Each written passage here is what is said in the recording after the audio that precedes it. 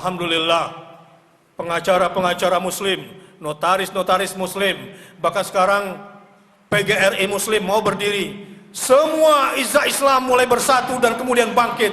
Dan bersama kita insya Allah, jamaah rahimakumullah, Indonesia akan bangkit dan Indonesia akan menjadi epicentrum gerakan Islam berperadaban di muka bumi insya Allah.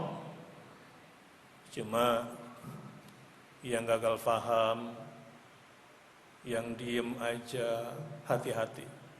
Anda akan menjadi fosil-fosil sejarah. Umat Islam yang gak ikut dalam proses bangkitnya kekuatan Islam di Indonesia ini, kamu cuma penonton-penonton sejarah yang akan terlempar dari pasukan ini. Bangun, dan mudah-mudahan terlahir dari kita generasi Al-Maidah 54. Para bapak, para ayah, para guru, para pemimpin, asatidz, ulama, habaib, siapkan generasi Al-Maidah 54, karena Al-Maidah 51 sudah dikasih kepada orang Indonesia saat ini.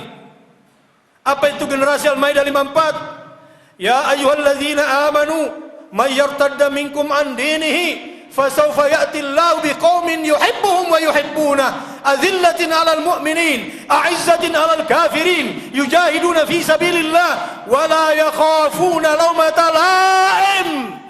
Dzalika fadlullah yu'tihi man yasha' wallahu wasi'un alim. Madrasah-madrasah, sekolah-sekolah, TPA-TPA, majelis-majelis taklim, pengajian-pengajian, yuk kita bentuk generasi Al-Maidah 54. Apaan itu Ustaz?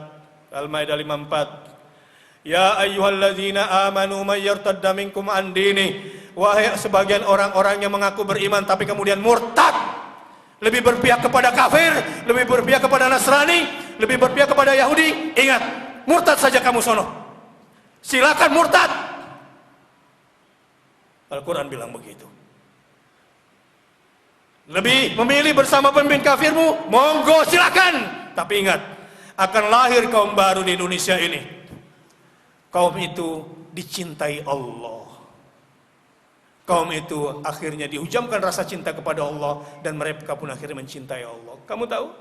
3 kriteria kaum yang akan bangkit itu adalah azillatin 'alal mu'minin, a'izzatin 'alal kafirin. Lemah lembut, santun kepada sesama muslim, tapi tegas terhadap kafir. 2, yujahiduna fi sabilillah. Mentalitas generasi baru ini adalah mental mujahid. Hidupnya adalah untuk berjuang. Bahkan dia berani mengatakan, tanah Jakarta adalah bagian daripada akidah saya. Saya tidak akan biarkan setiap jengkal tanah Jakarta sekarang diambil sama orang kafir. Nggak mungkin gue jual tanah Jakarta sama orang kafir hari ini. Karena Jakarta dan tanahnya adalah bagian daripada akidah gue. Itu mental mujahid. Dan yang ketiga, kriteria kaum ini, wala yakhafuna laumata laim.